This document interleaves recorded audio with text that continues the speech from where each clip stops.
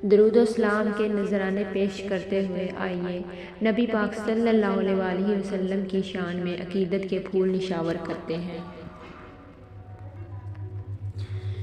जेड़े कर दे हजूर दा मिलाद रहणगे, घर उन्हां दे हमेशा ही आबाद रहणगे।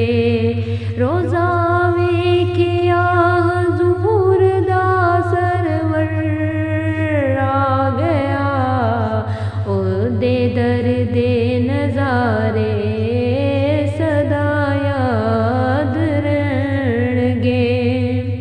मेरे सोहणे नूं वसीला जिन्हां मन ले आए, पौंदे रब कोलों दिलां दी मुराद रहणगे।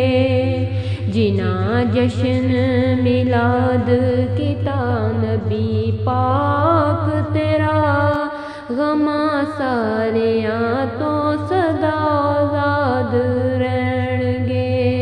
जेड़े कर दे हजूर दा मिलाद रहणगे, घर उन्हां दे हमेशा ही आबाद रहणगे। घर उन्हां दे हमेशा आबाद रहणगे। जज़ाकल्लाहु खैरा, सुभान अल्लाह। एंड तक ज़रूर सुने।